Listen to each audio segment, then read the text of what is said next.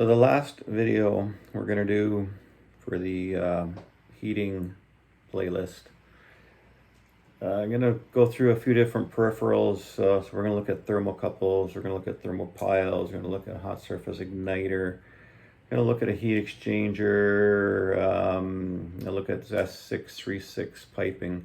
So a few different things, and go through each one of them. So that should wrap it up. So again, these are for my heating labs for the HRAC 1, 2, 3 class. It's Centennial College. So hope you've enjoyed them, and we'll see where things go from here. Anyways, so here's the thermocouple. Going to look at the thermocouple. So this is a basic pilot assembly. This is what you would find in a natural draft standard efficiency furnace. Pilot assembly, pilot would be running all the time. There'd be a call for heat, the gas valve would open, and this pilot would light the gas burners. So this pilot again runs all the time. This thermocouple, when it's heated, generates a small amount of electricity, a small millivoltage. Thermocouples generally, when they're operating properly, will generate between 20 to 35 millivolts. So if they go below that, then the system will not operate properly. So I'm going to try to heat this up with the propane torch, and we'll take some readings with the voltmeter. So there, I'm going to try to get this in the flame so it heats it up. Obviously, we don't have a natural gas connection here, or I would try to heat this up with the pilot burner actually running, but that's really not going to work. So we're going to do it this way. This is the other end of the thermocouple. So this would thread into the gas valve, and because this generates a small amount of electricity, a small millivoltage, it actually energizes a solenoid coil and allows the valve to open. If this thermocouple, if there's no flame and the thermocouple is not heated up, there's no voltage, the gas valve will not open. So it's a safety control. If the pilot's not on, the gas valve will not open. So that's basically its purpose. So I'm just going to try to set this up so that we can take some voltage readings here. Hopefully we can do it so that everybody can see it. Okay, so I'm going to turn my meter on. I'm going to set it to volts DC, and then I'm going to light my propane torch. And hopefully we get that in the right spot, and heat that up properly. Okay, so look at our meter here, and connect one lead here, and connect the other lead here, and you can see we're at 12.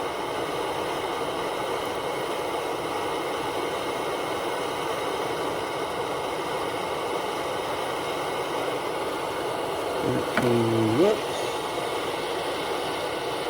Try to do a little bit better.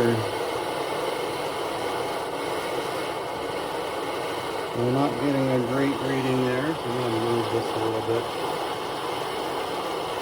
See if that changes anything. So we're up to 16, 17, 18. Generally, you would like to see this above 20. So there we're at 20. This thermocouple might be a little bit weak.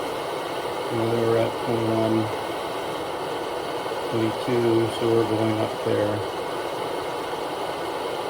So again, 23 millivolts is what that's generating. Okay, so we'll turn this off. And now you will see the voltage dropping as the thermocouple cools down, 20, 19, 18. So as that thermocouple cools down, the millivoltage drops down as well to the point where it's low. When it gets too low, the gas valve will not open. Right, so this is something you will find in a standard furnace, a natural draft furnace standing pilot. So that is the thermocouple. So this here is your basic thermopile. Basically, this is a number of thermocouples stacked together in series. When this is heated, it will generate voltage, a DC voltage. So we're going to do that. We're going to put some heat to it and we're going to measure it. So I'm going to clamp this in the vise here. And I got my meter here. Trick is having these probes on here so that they stay on while I do this. So a little bit of a trouble putting these together, but we'll get it. So I got the red one there. And I got the black one there. So these are now connected to the meter. I will turn, oops, the red one came off. There. So, extra set of hands would be nice, but today we don't have that. So there we go. I think we are not good to go.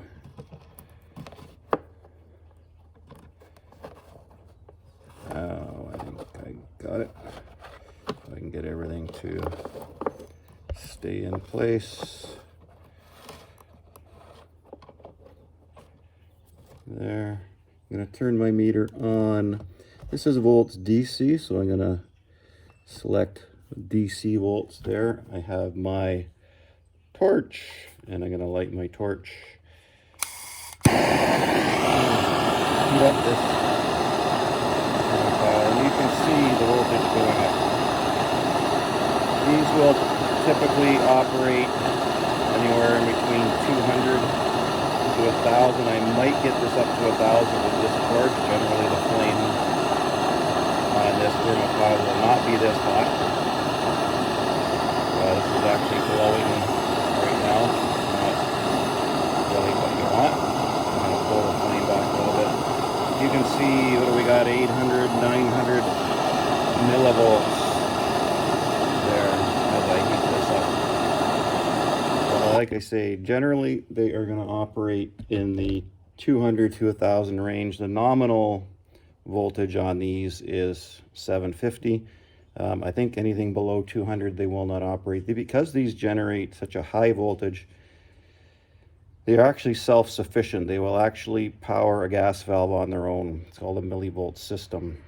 So if you have a gas fireplace, and you'll notice that it does operate when the power is out. That's because it uses a thermopile. As you can see, this is cooling down. You can see the voltage going down, the millivolts going down. So that is the thermopile.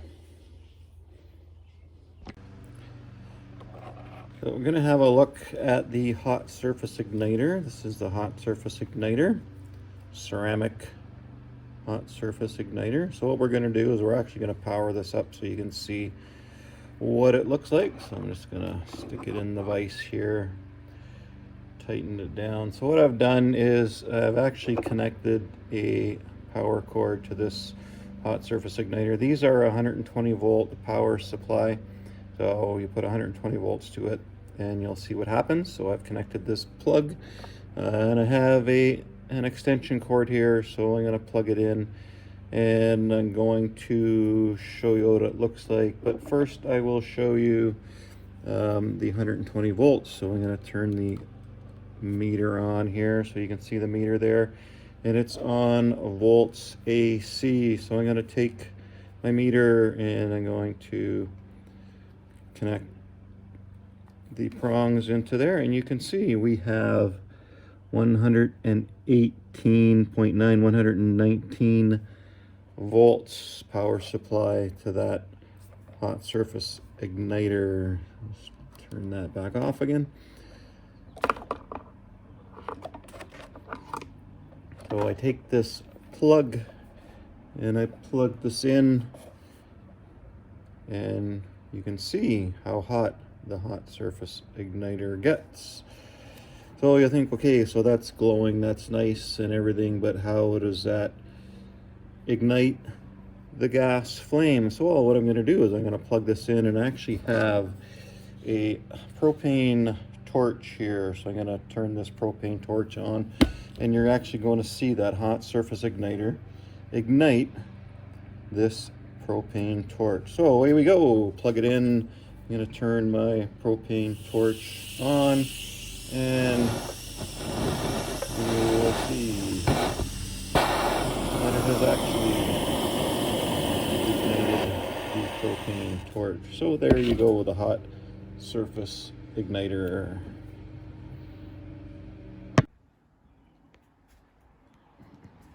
One thing we didn't look at when we were looking at the furnace was the heat exchanger. So I'm going to show you that now. Just going to grab my light here and shine the light in here so you can see down into the heat exchanger area there. So you can, these tubes are the heat exchanger, where so the burner would be right up at the top here.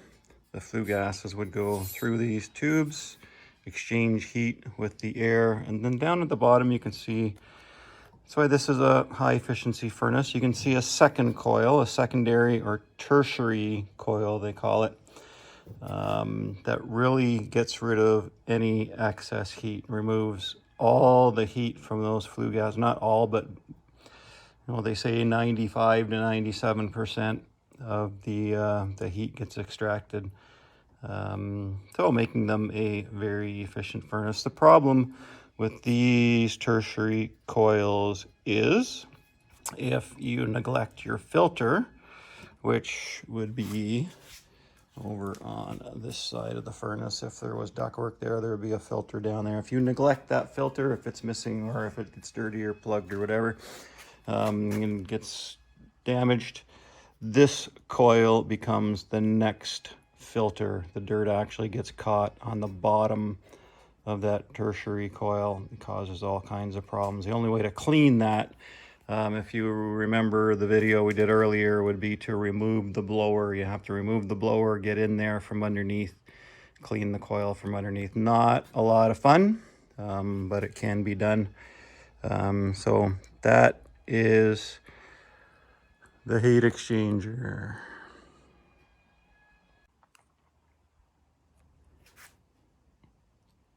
Let's have a look at some S636 venting material. So here we've got some pipe and some fittings. You're going to run into a couple of different types of pipe. This is 2-inch type BH class 2 636 pipe. So this is PVC 636, good for 65 degrees Celsius. The other option you have is CPVC, which is gray in color. PVC is white in color. CPVC is gray in color. Also BH vent, but it would be good for 90 degrees C. Generally more for commercial applications. The PVC, more for residential applications. CPVC, more for commercial applications. So fittings, some fittings here. We have a 45-degree elbow. We have a 90-degree elbow.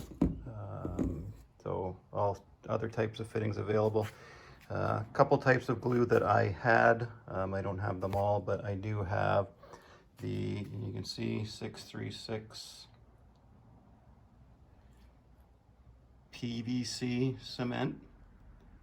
So the glue for white PVC is a gray color. So you can see it there. The gray. The glue for CPVC, when the pipe is the gray color, the glue is actually an orange color. So you can use the orange glue on the PVC pipe. You cannot use the gray cement on CPVC pipe. The other thing we have is primer, which is used when the temperature is colder. If it's below 0 or lower, then you need to use this CPVC primer, purple in color. So you can see that there. So on eCentennial, there are some 636. There's a video done by Doug Purdy from IPEX. And there's the installation manual for IPEX 636. This actually is an IPEX brand. This is actually Royal Plumbing brand, but IPEX is kind of the big player in the market. So Doug Purdy has actually been to the school and done some training with students in previous years. So there's the glues. The other glue that you may come across would be transition glue. So if you're ever transitioning from ABS to PVC or CPVC, you need a special glue for that, transition glue, which I don't have any, but that is available as well, and it's laid out in the video if you watch that later. So when you're installing this, a couple of very important things. This printing needs to be legible. The printing on the pipe needs to be legible. Don't point it up towards the ceiling, point it so that it can be seen. With the fittings, these labels need to be on and they need to be legible. Otherwise, they will be rejected if an inspector looks at it. So a couple important points there. The gluing is pretty specific. There's very good instructions on the video on how to do that, but it's very important to do the gluing correctly. Remember that flue gases go through this pipe, so if the pipe happens to not be glued properly or come apart, it could create a dangerous situation.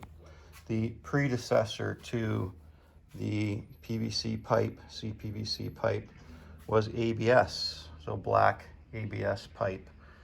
So if you run into ABS pipe, you know there's still some out there. If you run into it, it's not illegal for it to be there, but it's your responsibility to check it, make sure the joints are still tight. If any joints have come apart, the entire ABS vent needs to be removed and redone with 636 piping. So that's your responsibility as a gas technician to check that. So there's sort of an introduction to S636, some pipe, some fittings, different types of glues, and some information hopefully you find helpful. So one final thing to wrap up this video is kind of following on the hot water tank video. So this is my hot water tank. It's a demand hot water heater. This happens to be a Norris. There's quite a few out there. And the control is over here. So a little bit more up to date as far as controls and efficiency. So at the top you can see the 636 pipe, you can see the gas pipe. Gas pipe comes in the side into the bottom. See the water connections at the bottom. So water connections there and there, gas connection there. The condensate drain coming down here runs into the floor. And at the back, you can see, let me come over here, temperature, pressure, relief valve on these as well. Even though it isn't a storage tank, you still need a temperature, pressure relief. Remember, you're heating up the fluid, the water is expanding, contracting. So this particular tank, when I bought it, I bought the fittings here are actually set up so that these tanks, you can flush them. So they recommend every few years that you acid wash them, because they do build up lime scale on the inside. So you're supposed to flush them. I have hooked a filter up to this tank, so it's an added feature. So I'm gonna take the cover off, see if I can do this with one hand without dropping it. So there we go. So that's what the inside looks like there. So the burner's right here. It's actually a little window, so when it ignites you can actually see in the little window. Igniter and sensor. So basically the way this works is whenever water starts to flow through the heater, the burner starts. It's a modulating burner as well, so the faster the water flows, the more the gas valve opens to heat the water to the setting that you have it set for. So that's the demand hot water heater.